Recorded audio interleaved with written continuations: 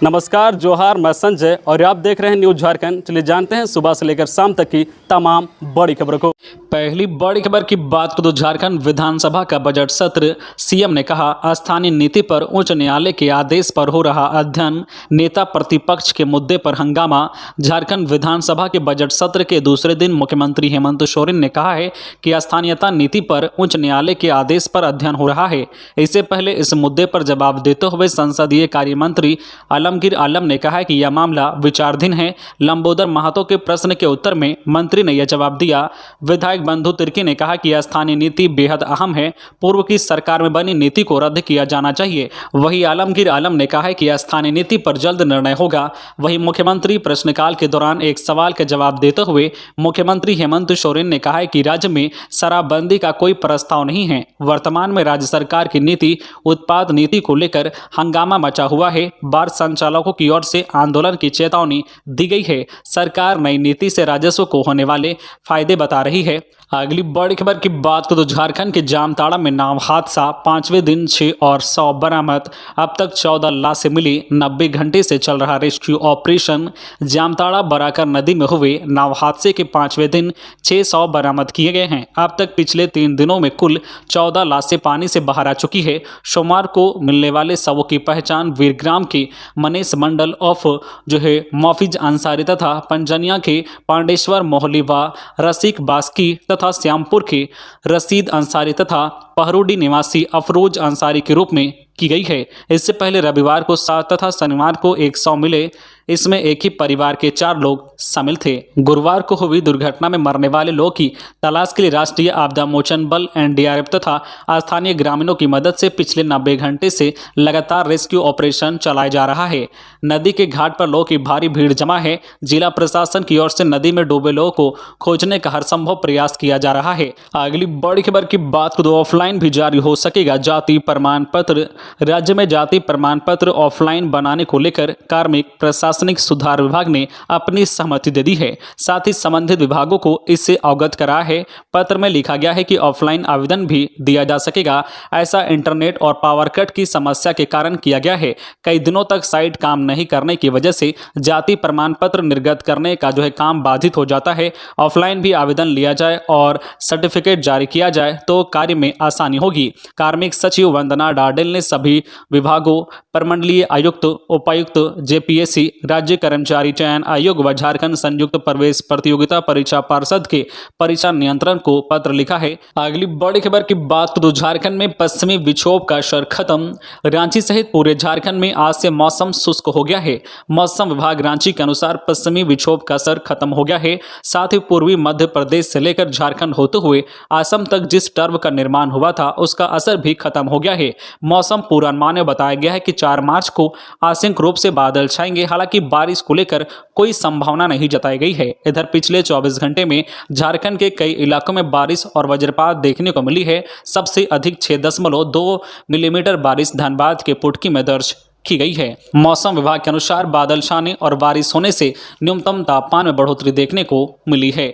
खबरों में आगे बढ़ने से पहले आपसे रिक्वेस्ट है कि अगर आप चैनल को सब्सक्राइब नहीं किए हैं तो प्लीज चैनल को सब्सक्राइब करके बेल आइकन प्रेस कर दे, जिससे आपको झारखंड की हर छोटी बड़ी खबर का अपडेट आप तक पहुंचता रहे। चलिए बढ़ते हैं खबरों की ओर। अगली बड़ी खबर की बात तो झारखंड में 500 से कम हुए कोरोना के एक्टिव मरीज। Pakur corona free.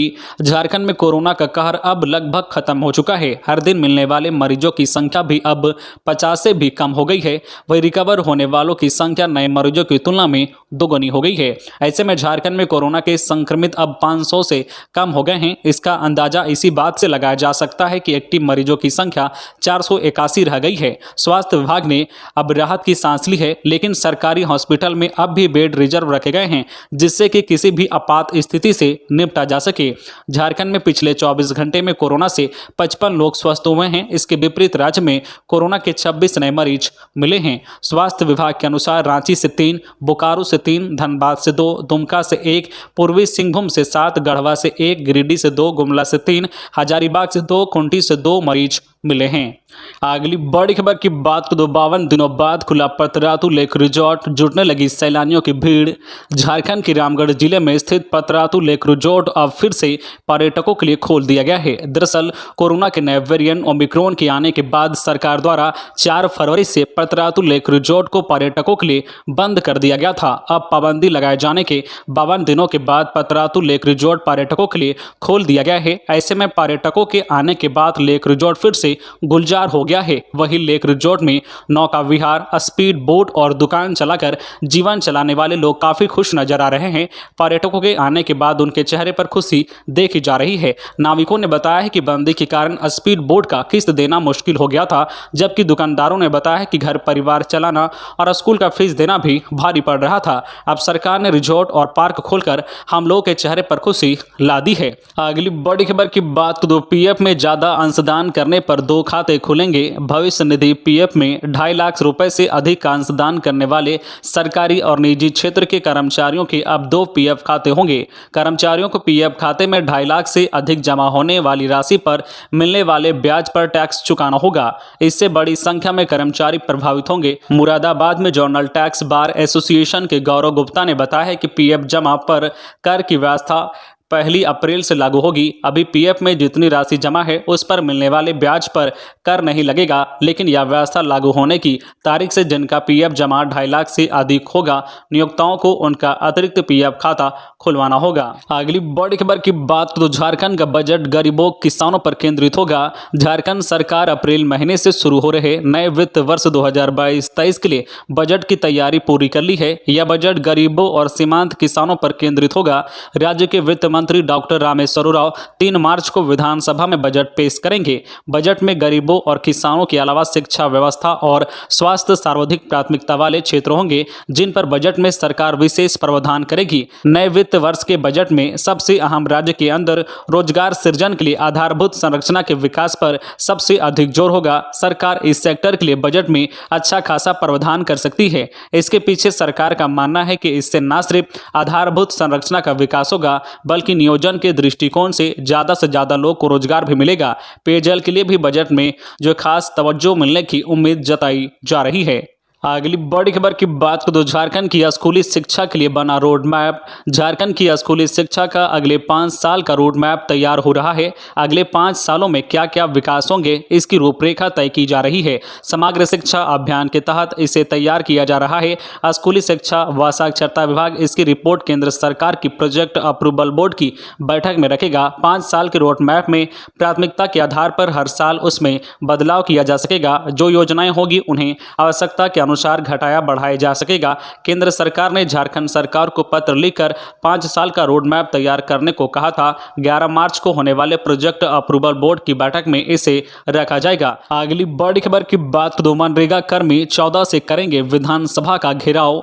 मनरेगा कर्मियों ने विभिन्न मुद्दों को लेकर 6 मार्च को सभी संघों की संयुक्त बैठक रांची में होगी। वहीं 14 से 16 मार्च तक विधानसभा घेराव का कार्यक्रम तय किया गया है।